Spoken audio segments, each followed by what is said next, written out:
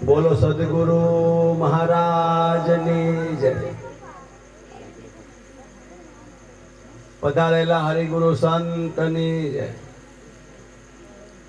તો ગુરુ પદ પંકજ પૂજતા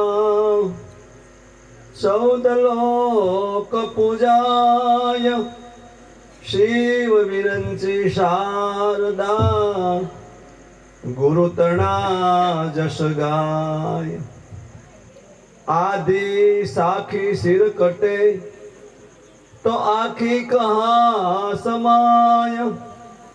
એક રતિ ભાર જો ઘટમાં ઉતરે તોય અમર લોક લઈ જાય।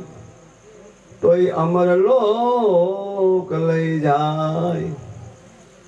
જ્યારે સદગુરુ વાત કરતા હોય ત્યારે વાતમાં લક્ષ્ય રાખવાનું હોય।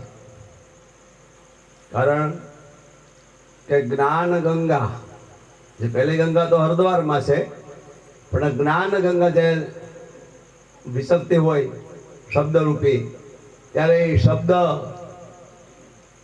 એ ચારો હંસનો છે। આ બધા હંસો બેઠેલા છે, એ ચારો હંસનો છે। એટલે એમ કીધું એક સંતે કે તારું મૂળ સ્વરૂપ સંભાળ બીજે ક્યાં ભટકે છે। હું કીધું કે તારું મૂળ સ્વરૂપ સંભાળ, બીજે ભટકવા જેવું નથી। તો મૂળ સ્વરૂપ શું છે આપણું? આત્માને ઓળખવો એ આપણું મૂળ સ્વરૂપ છે। તો એને ઓળખી અને આપણો જે અવસર છે મનુષ્ય જન્મરૂપી, એ અવસર સુધારી લેવા જેવો છે। પછી હું કહે છે,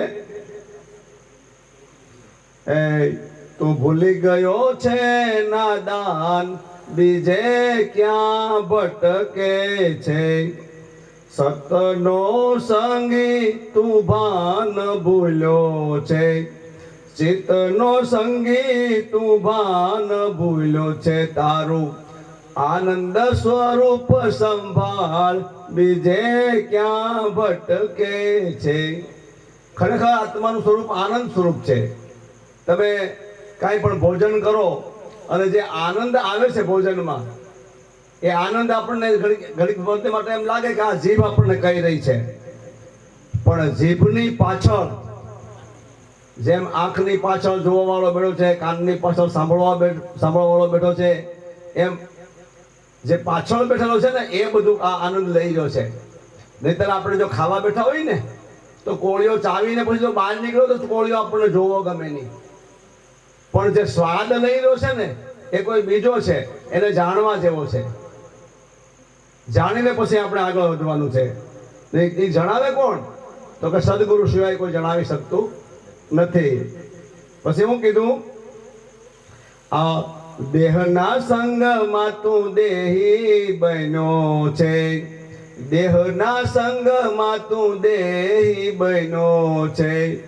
માયાના રંગમાં તું એમ ભૂલ્યો છે। માયાના રંગમાં તું એમ ભૂલ્યો છે। તું બની ગયો રે ચમાર બીજે ક્યાં ભટકે છે। આ માયાના સંગની અંદર તું એવો રંગાઈ ગયો છો કે ચામડા ચૂથવામાં પડ્યો છે, પણ ખરેખર કરવાનું હતું ન કર્યું, ન જાણી જીવની જાય। તું આની અંદર કોણ છું એ જાણવા જેવું હતું, એ બાજુ આપણે ચાલ્યા જ નહીં।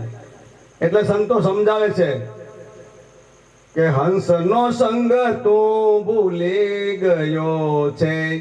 હંસનો સંગ તું ભૂલી ગયો છે।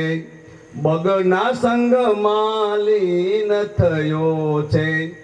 બગના સંગમાં તું લીન થયો। તું કાદવનો ડોળનાર બીજે ક્યાં ભટકે છે। તું કાદવમાં ભમનાર બીજે ક્યાં ભટકે છે। ખરેખર હંસનો સંગ કરવાનો હતો અને આપણે કોનો સંગ કર્યો છે? બગનો સંગ કર્યો છે।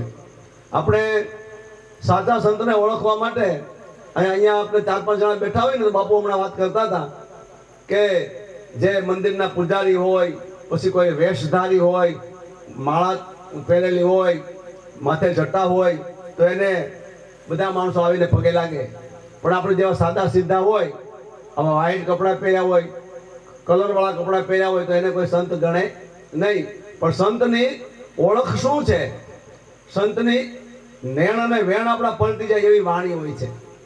સંતની એવી વાત હોય છે કે આપણા નેણ અને વેણ પલટી જાય. એવા સંતને આપણે ઓળખવા માટે થઈ અને એને કાયમ સત્સંગમાં બેસવું પડે, તો જ આપણને ખ્યાલ આવે, નહીં તો ખ્યાલ આવે નહીં.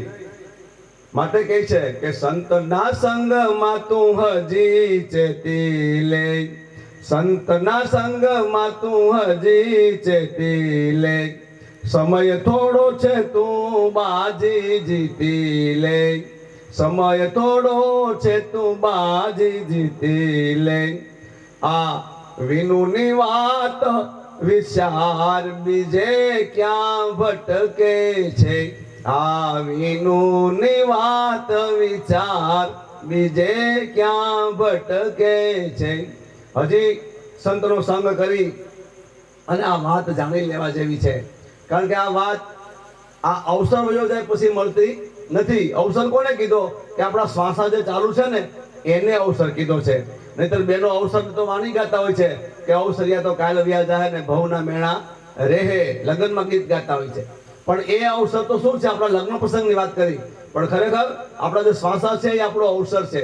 આ અવસરમાં આપણને જાણી લેવા જેવા છે.